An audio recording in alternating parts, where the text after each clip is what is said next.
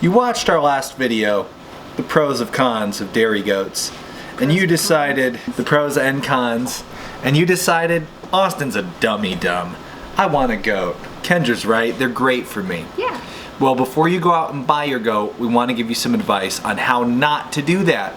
In this video, we're going to tell you about the mistakes we made over the years buying goats. We owned 14 goats. We made a lot of mistakes in the buying process, and we're going to tell you the mistakes that we made so that you don't make these mistakes when buying your own goat, which is a mistake in itself. I'm just kidding, goats are fine, don't unsubscribe. We owned goats that were good quality milkers. We owned goats that were bad quality. We owned escape goats, Loud goats, quiet goats, small goats. we had ones that were a pleasure to own, we had ones that were a nightmare. So how can you make sure you don't make the mistakes we made when we bought our first 5 or 6 goats? Number one, don't buy the first option that you see without thoroughly making sure it's actually the goat you want. You may have found a winner, but if you just want to go and you're like, I'll get any goat, and there's one on Craigslist, and you go and get it and put it in your car and bring it home, you might be really disappointed. We were looking for a goat. We found one on Craigslist. There were lots of goats at the farm, but only one was for sale. And that should have warned us, but it didn't. This goat was an escape artist. She jumped over all kinds of fences. She was a bad milker. She was not a nice, tame little goat. She was a big, pushy broad. She was not. Don't just pick the first goat you find because you're dying to have a goat, because a bad goat can sour the whole experience. Try to find a good goat that's a good fit for you, and we'll have a future video to tell you how to figure that out. These are the mistakes though, what not to do.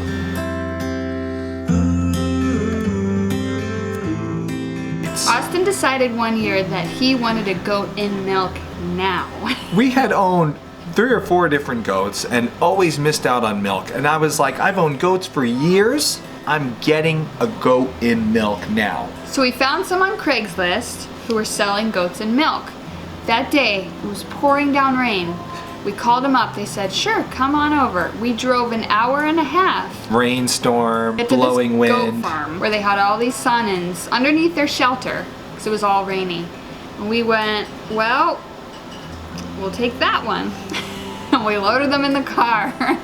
We should have taken the time to really inspect the animal, get it up on the milk stand, actually milk the animal. Tell the farmer, you know, I'll come when it's milking time. I want to see the milk, I want to see how the animal milks, I want to see the quality.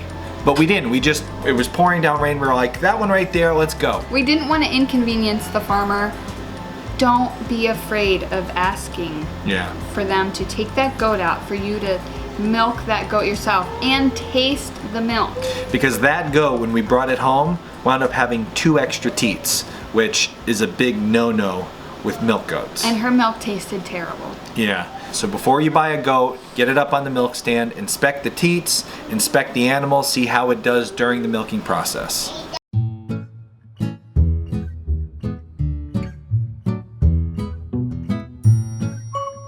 Mistake number 3 that we made when purchasing goats was ignoring annoying traits. We went to see a Nigerian dwarf group of goats, and the one that we had picked out was a very noisy goat, bleeding and bleeding. We're like, ah, it's cute, she's talking to us. 1 month later, Austin couldn't take the sound anymore. it drove me nuts. I'd be out working and this animal would be yelling. And I have made some mistakes in my life. Don't ignore the annoying traits of the animal, thinking, it'll be fine. Don't ignore them. If you walk up there and they've got this bottle-fed baby who's jumping up on you, it's cute when they're little, but when they're a 90-pound animal jumping up on you, it's not cute anymore. Tip number 4 is don't ignore the farm and all the other animals around you. Now this is a mistake we almost made. But didn't. Thankfully. Yay! We had driven 2 hours to look at these goats on a dairy farm. Beautiful little goat kids everywhere, bottle-fed babies. And the farmer was giving us a tour. Now during that tour, I happened to notice a few goats in the back with large abscesses, pussy abscesses on their face. which fortunately I realized was a sign of a very infectious disease that goats can get. It would have been easy to say, it doesn't matter, these goats are back here, they haven't infected the babies yet, but the odds are every goat on the property would get that disease, and that was not something we wanted to bring home to our farm. Don't fall in love with the goat that looks fine and ignore the giant pussy abscess on the other goat. Do a little research in what a healthy goat looks like before you go to a farm and pick yours out.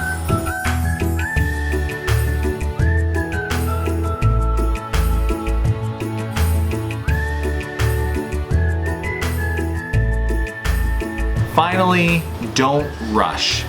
I know you want to have a goat, you want to have milk now, you're having the soap and all that fun, but an animal that's a bad quality animal, that has annoying traits, that's an escape artist, you're not going to enjoy having that animal no matter how quickly you get it to the farm.